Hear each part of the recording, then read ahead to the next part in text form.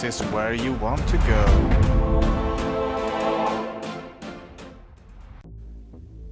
Hi guys, I'm the Amastorian and welcome back to my channel. I'm back with another book series review. This time it's on Rirdan's The Apollo Trials. And this series takes place after the Heroes of Olympus. And in this series it's about the god Apollo. And this god is Zeus has taken offense to him since he blames Apollo for the war with Gaia and the giants in the last series, the Heroes of Olympus. So he is being punished quite severely. He is being punished by being cast down to earth as a mortal. Basically, he's being cast down as a demigod. He retains some powers which are pretty strange, actually. He has a godlike ability with singing. Sometimes he gets some massive strength very randomly, which is quite strange in my opinion.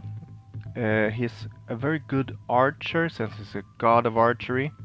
He's also a good healer, but it's not godlike anymore. But he's a very good archer.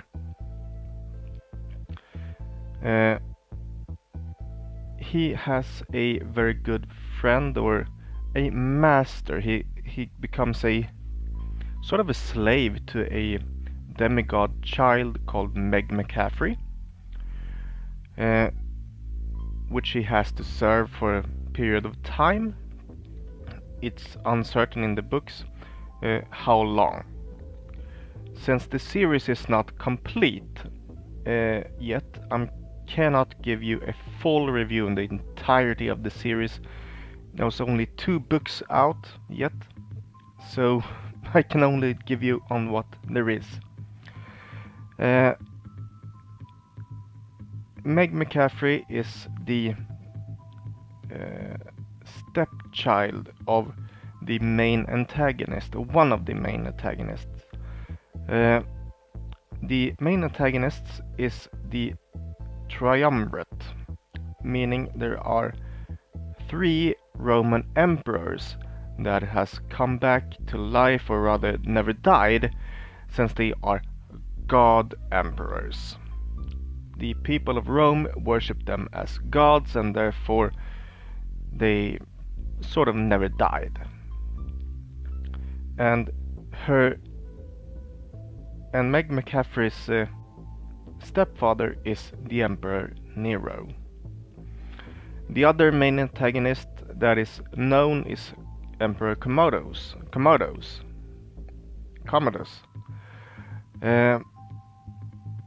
And both of them are quite messed up. I can't really choose which one is most messed up, but if I have to choose one, gotta be Commodus. Yeah, I think so. Come on, when you are actually renaming toilets after yourself, how bad is it then? Trying to rename cities and people and even toilets after yourself. The commode. I gotta use the commode. Oh yeah. That's pretty messed up. Anyway, Apollo has a few items with him. He has of course, in the beginning of the books he chooses to renounce his singing and his musical skills, because he now only has human abilities in his fingers, so he his fingers hurt after he tries to play the guitar, so he renounces his music and his archery because he only hits 8 out of 10 bullseyes and so on. So he makes this bad oath to the river Styx that I will not use musical instruments or archery until I'm a god again, which is quite stupid. But he soundly breaks that oath time and time again, and he uses both. So he has a bow, ordinary standard bow, nothing special, and a so-called combat ukulele, which he gets from one of the campers at Camp Half-Blood. What the hell is a combat ukulele? Okay, ukulele is sort of a small guitar, 4-string guitar, okay? Yeah? But a combat ukulele? What is it gonna be made of? Is it solid steel so you can bash someone with it? I think so, yeah, that gotta be it. It gotta be solid steel. Wow. What's gonna be how's the sound gonna be in a solid steel ukulele? Gotta be fairly high pitched, metallic. Sounds strange at least. McCaffrey has 2 golden rings, which transforms into 2 imperial gold Sika, which is a Roman sword that especially gladiators used. And she fights in the Dimakairi style, which is a combat style that was used by certain gladiators, which use 2 swords. Dimakairi is Latin for 2 knives, or in this case 2 swords, which was, yes, Dimakairi gladiators did exist, so absolutely it is periodic to the time and so on, yes, since she was trained by Emperor Nero, who is Roman. This fits the bill, and she gets the rings and thereby the swords from him, so it fits the bill that he's giving her a imperial gold weapons, which is not Greek. Since she is a Greek demigod, she should have a celestial bronze instead and not be Dimakairi, but it gets messed up since she is sort of kidnapped by Emperor Nero at a very early age and trained by him and not by Camp Half-Blood. So it sort of fits the bill anyway.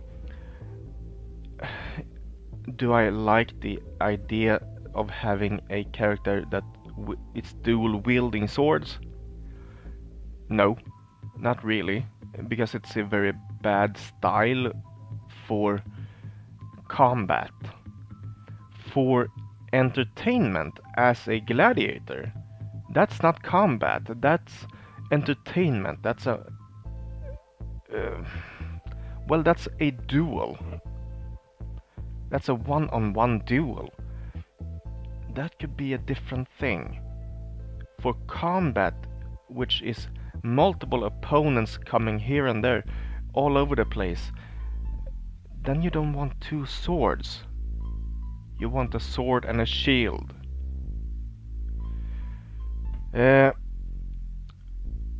Moving on. The commentary in this book series is very witty, snappy, and very funny.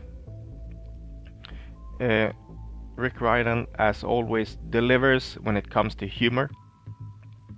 in this book series almost even more than the previous ones I've reviewed. He really captures the mentality of a teenager. This I'm the only one who has ever had this problem and no one can ever understand me sort of mentality. And I really find that quite funny. I mean, Apollo in these books, in Rirdan's books, is always a perpetual teenager. Usually in the upper teens and the maybe lower 20s. But here he's turned back to Earth as a 15-year-old, and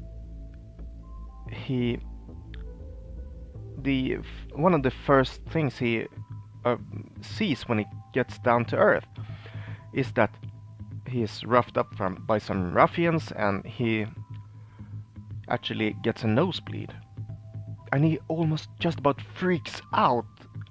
Ah, God! Because he has a nosebleed.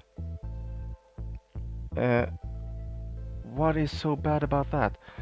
Well, he's not supposed to have a nosebleed. He's supposed to bleed golden ichor, not blood.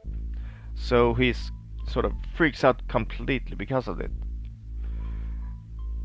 The other thing is that he has now acne and flab. He doesn't have an 8-pack abs, he has some flab. And he just about freaks out over that too completely, and he's just, oh my God, no one can ever understand how bad this is.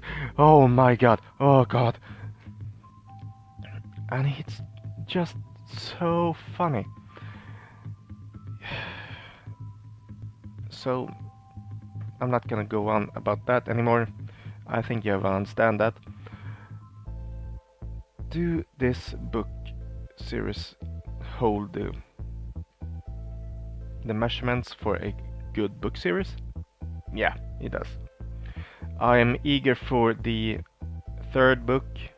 Don't know when it's supposed to be released, but I'm waiting for it with tension, okay? I really want to see the next one. And do I recommend them? Yes, I do. I always recommend Rick Riordan's books. They are all pretty good. And one of the last questions one must ask about Rick Riordan is,